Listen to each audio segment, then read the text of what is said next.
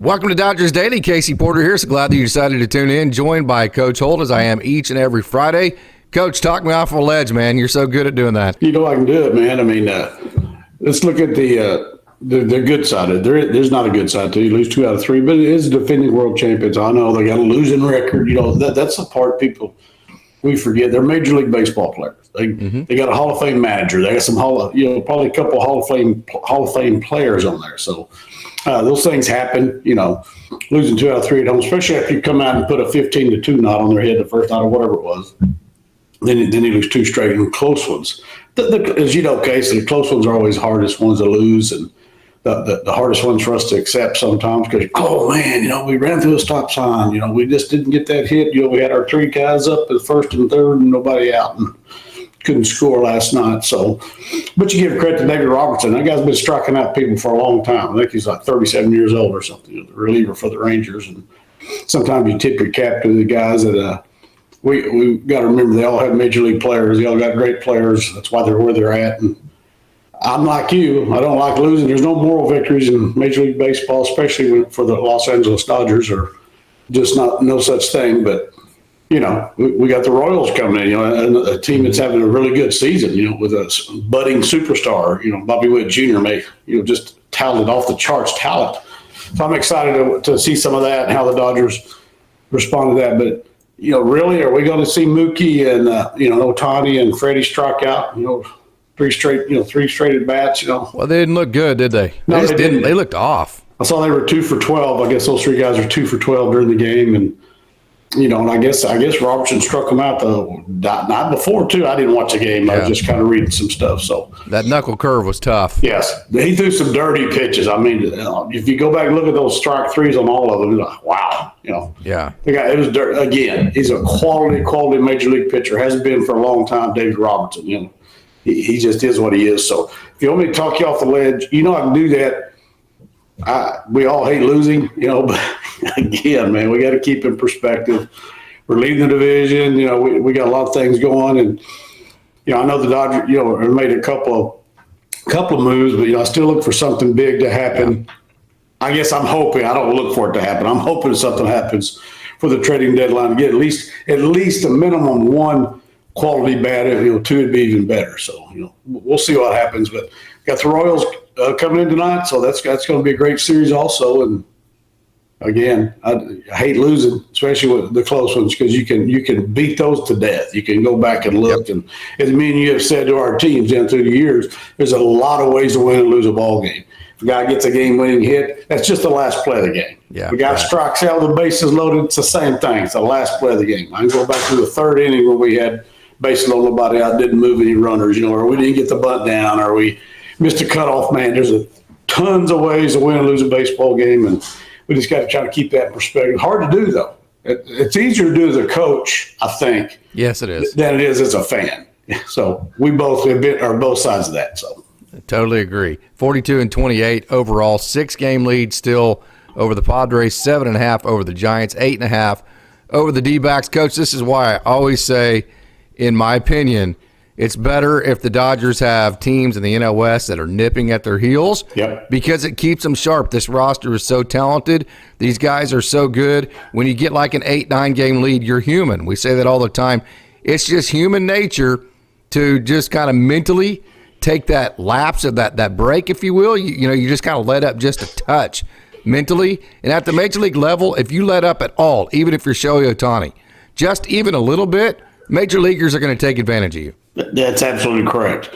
Everywhere you look, there's multi-million-dollar players, unless it's a kid right out of the minor leagues, and he's soon going to be a millionaire. So you just don't have that. Right before we got on the air here, Case, I was noticing they showed the Dodgers score on ESPN underneath it. That's their 8th loss when they've allowed 3 runs or less. Mm-hmm. Last year, they were 75-5 when they allowed 3 runs or less. So that's shocking to me that we've already lost 8 games allowing 3 runs or less with the offense we have. But so it's still kind of hit and miss sometimes. Again, I'm not going to blame it all on the bottom of the order, but that doesn't help either. There's some things we need to fix down there. But I just saw that right before we got on the air here, so I thought that was an interesting stat.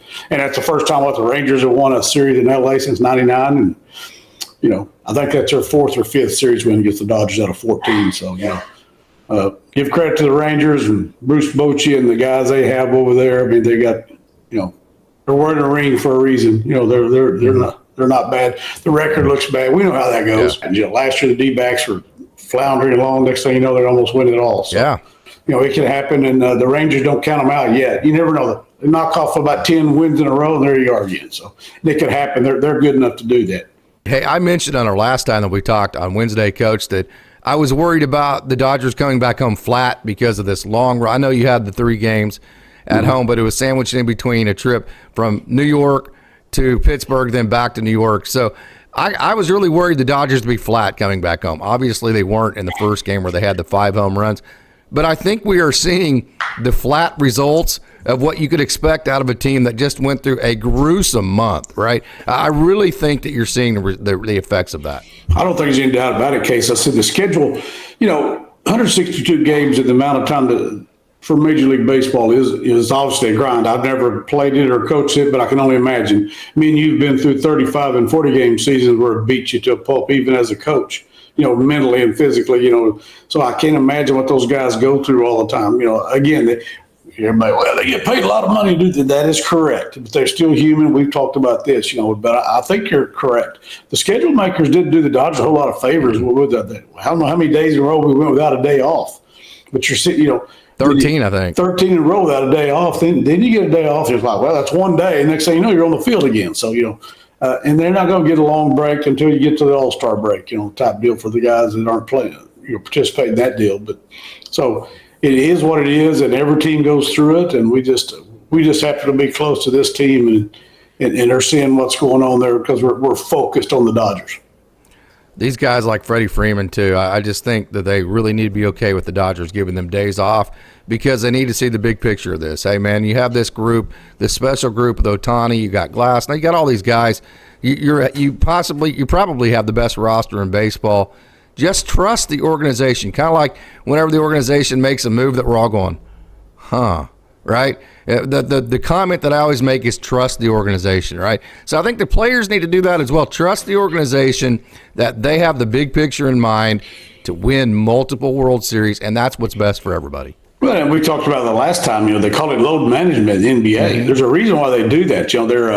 They're getting their guys. And there's a method to their madness. I know they know what they're doing. They've got a plan on how when they're going to give them their days off, and when's a good time to do it, and when's a time to let them play through it, just like they do in the NBA. So I think the NBA's kind of put a finger down on some of that as far as this year, as far as the load management stuff. But I kind of have a problem with that. To be honest with you, are you going to try to tell me how to coach my team or be the general manager? I mean, get out of here. We'll do that. But whatever. That's a whole other story that we don't get into. And I don't even know all the particulars there. But that there's got to be that trust. Hey, I just want to get you a day off. And if you can look ahead and you got another day off coming, you can get 2 days off. You give them a day off the day before you get a break, and 2 days off can mean a lot to these guys. Yeah. I just think they had the perfect opportunity where they had, coming back to L.A., you had the series already won in New York. I think the Dodgers got a bad break. That was Sunday night baseball instead of a rogue Sunday afternoon game. I think if that's a 2 o'clock game after you've won the first 2 games, you can give some guys some rest and you can kind of hide it a little bit more than you could on being Sunday night baseball. It was showtime. It was prime time. You had to put all your dudes out there. And then coming back, you don't want your LA fans to see your team for the first time in forever and not have all your dudes out there for your home fans. So it just was it was an opportunity, but yet it kind of wasn't. And I think we're seeing the effects of that. Okay, bitching and moaning. It is all over social media like it always is. Yeah, we both giggle. I'm part of that. Hey, I'm going to bitch and moan a little bit here myself, Coach. Okay, 5 home runs on Tuesday, and then you've scored 3 runs since. Yeah. 4 shutouts this year. I've been bitching and moaning about this for a long time now. Is this what this offense is? Is it a boom and bust offense? It shouldn't be. I mean, you got Ohtani, he's a great hitter. Betts is a great hitter. Freeman, Will Smith, all great hitters. Those should be guys that hit for average. It doesn't roster wise. It shouldn't be, but is this offense what it is? Is it boom or bust? Maybe it is, Case. We didn't think it would be because of the talent up and down. Yeah. Again, I don't want to keep harping on the bottom of the order. Lux is coming around, and we know what type of talent Gavin has and what he's capable of doing. You can see him kind of coming to the forefront. But as a unit, you still have some holes in the lineup. With bats. Let's face it, the big three can't do it every night. They're not going to. They're facing. They're just not going to, and people are not going to allow them to if there's nothing going on in front or behind them. So, I think boom or bust may be a good way of putting it right now. I think the stat is telling of 8 losses when you allow those 3 runs or less. Pitching has been surprisingly, as starting in a relief pitch, that was kind of our biggest concern, Case, going into it. If you remember, the health of some guys that are out and how the bullpen. Then we lose these guys in the bullpen and it's been a strength. The pitching has been outstanding. So I hope we're not boom or bust, but if we are, it could be. Again, I don't want to keep going back to the bottom of the order. If you get another bat or 2, you can change some things there. Okay, the top 3's not done it, but all of a sudden you'll get T.O. Got 18 home runs, and you get another couple of guys there that can be run producers. Again, we're missing Max Muncy. I don't want to keep going back to that, but that's a big run producer that you're missing out of your lineup. So there's a lot of things going on here that, it's next man up. Dave Roberts, Casey Porter, Tony, we've all done the next man up. You don't have time to fret about who you don't have. You get the next man in there and you go, and that's kind of the way that works. But the big thing is you're still missing them. You're still missing 30 home runs in the run producer of Max Muncy. You are, but who knows how long he's going to be out. Obviously, them and going getting Biggio tells you that the Dodgers, I don't think, have any clue, and they think it's going to be a long enough period of time where they felt like they needed to go get a stopgap, at least at third base. Okay, let's get into Walker Buehler, Coach. I mentioned in his last start, he's in a battle with himself as far as, hey, the pitcher I want to eventually become playoff time versus the pitcher that I'm actually capable of being right now. Yes, the velo on the 4-seam is 97 miles an hour, which is good, but his sinker's his best pitch. He threw a sinker the most last night. He was a sinker cutter pitcher. That's an east-west setup, Coach. That's a sideways movement setup. The 4-seam has always been the centerpiece of his arsenal. The sinker since 2018 and every year except for 2018 has never been more than his 4th most thrown pitch in his arsenal. Last night it was number 1. So he's definitely in a battle between, hey, what I can do right now is be the old school east and west, move the ball, try to try to miss barrels instead of miss bats, versus the guy I know I can be with the high riding 4-seam, the knuckle curve that can get a lot of swing and miss, pitching north and south. It is a really interesting battle, and in his post-game interview, he was so spot on when he described that process, and the way he said it was, I'm just battling between going in rehab mode, trying to get the feels back of the top end of what I can be, versus the results mode of throwing what I actually am at this moment. That was just fascinating to listen to him talk. Well, and think about it, Kate. We're talking about, a quality, major league pitcher, potential Cy Young somewhere down the line. He has that type of talent, and he's doing his rehab stuff in the big leagues. He's facing. He's not in Oklahoma City or Tulsa. Getting things fixed. He's in the big leagues, and so he's tried to work some through things and find it. But meanwhile, you throw one down the middle of Corey Seager, and he hits a 3-run homer. That's going to happen because Corey Seager is that guy, like a lot of other major league hitters. So, you feel for the guy, but he's a true professional. I don't want anybody else. I don't want anybody else. I want him, and we all want him. But it's a struggle for him right now to be who he wants to be. He's still better than a lot of pitchers on major league rosters right now, but he's not where he wants to be or where the Dodgers want him to be, and we just hope he'll get there. That interview that you saw with him where he's talking about, man, that the results part of it is driving me nuts and all this, and that's why he is so good, man. He is one of the most competitive. He holds himself more accountable than any other human being on earth could ever hold him accountable. So this guy's great. The Dodgers fans obviously need to root for him because, the Dodgers, they love to choose their veterans over the younger guys. And so if they choose a Walker Buehler like they did a Lance Lynn last year, the Dodgers need him to be at the top of his game. Yeah, again, we lose a game, we give up 3 runs or less. You know, I mean, did he really do that? You know what I'm saying? Even right. the Walker Buehler not at his best, they only gave up 3 runs that game. So we go back to the other issues that we had during the series, the last 2 games. Right. So. Hey, let me bitch and moan a little bit more here, Coach. It's Friday. Get it done. Let's go. Yeah, I love Andy Pages. Okay, he's awesome, and he hit a home run last night. He's been hitting incredibly well. So I'm not necessarily bitching at Andy Pages. I hate the narrative of, oh, it's a teaching moment. Get the crap out of here with that, man. You learn to pick up your third base coach in like 8 and under. Okay, man. You don't learn how to pick up your third base coach in the major leagues. It was a gaffe. It was a terrible mistake. It was not something that he just didn't know what to do. I mean, so for people that need to understand what a third base coach will do is they'll come almost all the way down to home plate so they can have the entire field in front of them to determine whether or not to send their runner. So they may round their runner at full speed and then see that the fielder fielded it and then throw the brakes on after a runner has rounded third. So a lot of times, guys, what they'll do after they haven't gotten a stop sign by the time they hit the back, they'll just duck their head and start running, which is what Andy Pages did. But don't give me this crap about, oh, it's a teaching moment. I mean, he's played like 1,000 minor league games. He knows to pick up the coach. Call it what it hey, it is what it is. It's a mistake. But call it what it is. It was a mistake. He knows better. He should have known better. Can't do it in the future. That's the only part of it that frustrated me. No, I agree that's not a teaching moment in the big leagues. That's a teaching moment when you're 10, 11 years old, that we all learn, that's a teaching moment. Teaching moment in the big leagues is how do I hit the 98 running away from me. There's your teaching moment in the big leagues. Not with finding the third base coach, whether it's stop or not, but we still see that on a big league level case. I remember a few years ago, I told my team at the time I was coaching, I can't remember the exact teams it was, but there was a bunt in front of home plate and it ended up being a little league home run.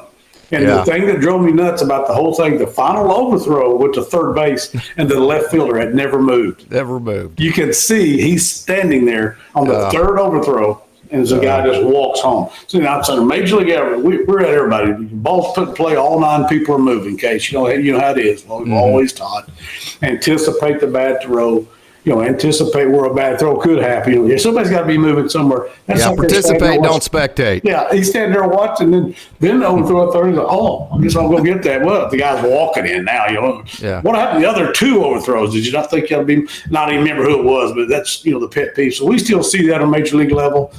Just like in basketball, you see that nobody wants to block out. I'm a little high school basketball coach at Glencoe, Oklahoma, and I'll pull guys out for not blocking out or giving up an offensive rebound, and they don't care anymore. So, it's the same old thing where you got an old guy here that gets ticked off about nobody blocking anybody out and giving up offensive rebounds or turning the ball over right and left. All that stuff that drives us nuts in Class B Oklahoma basketball. Yeah.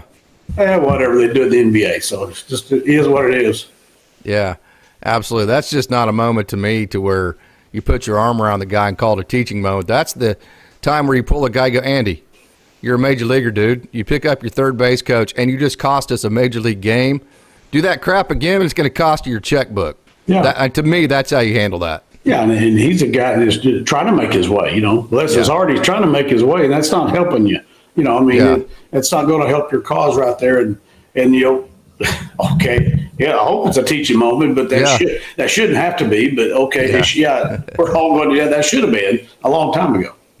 I hope you guys realize I'm coming at that with a lot of love for Andy Pages. Yeah, I have done nothing but brag on the young man. I love the young man. I just think from his perspective and for his growth, that's how you handle that. Hey, this isn't acceptable. Don't do that. Yeah. We are going to absolutely not allow that to happen, Andy. We're not going to put your arm around you and coddle you whenever you make mental mistakes that you have been taught for the last 20 years of your life. So, hey, we'll move on from that. I heard from a superintendent, too. He said, that one doesn't deserve a do-better talk. No, it does not. Correct. There's a time for me to go talk to a teacher and do a do-better talk. There's other times going, don't do it again or you won't be here. That's not a do-better talk time. Same thing. Yeah, absolutely. Great point, Coach. Okay, last night, bullpen game. This is one of those lose a battle to win the war, right? So whenever you look at the playoffs and you look at the 3 or 4 pitchers that you're going to use, the Dodgers want to map out this season the best that they can. So those guys are as fresh and on top of their game as much as they possibly can be. Moving in the most important part of the season, we all think the Dodgers are going to win the NL West.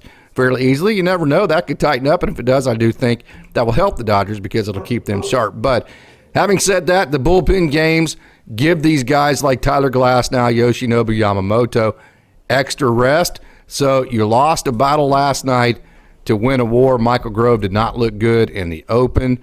So that's kind of how I look at that, the pitching rotation last night.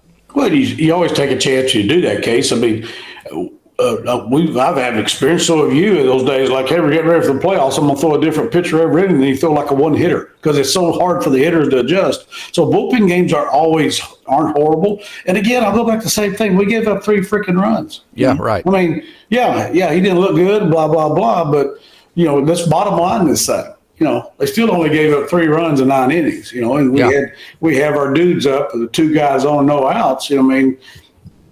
Call it what it is. I agree with you. But you have to do that. They have to have the bullpen games in there and get those guys, got to rest your pitchers until we get some other guys back healthy at some point.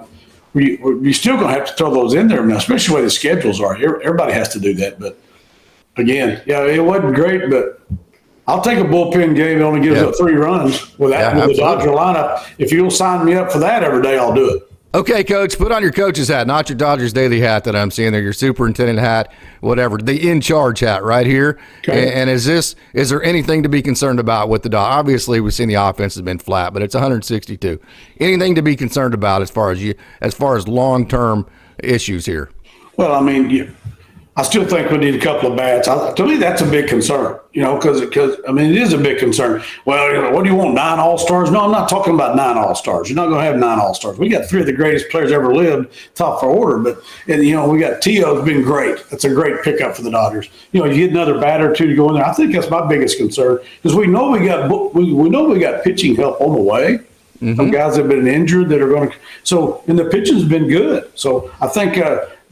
The guy in charge, I think, hey, we're sitting with the lineup, who we got, but still, there's some holes in that lineup.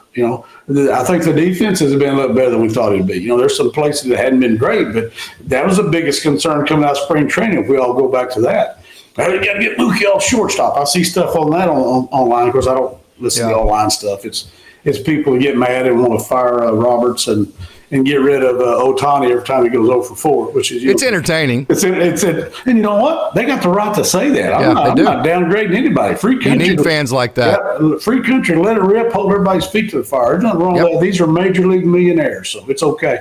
But that'd be still my biggest concern is getting those guys. At some point, 1 through 9, you need a little bit more punch. Just need a couple more bats. I really feel Lux is going to be fine, but we still got a couple of holes in the lineup.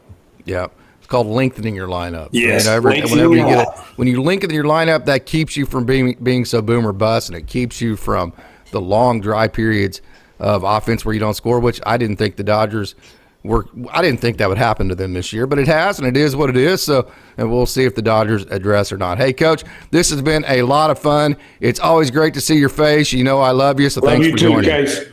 And love the Dodgers. Love you, and have a great weekend. And looking forward to the Royals series. The series, they're close to us, Case. We got to keep up with them a little bit, kind of like the Rangers. It's not like they're foreign to us. So, and Bobby Witt Jr., what a great talent.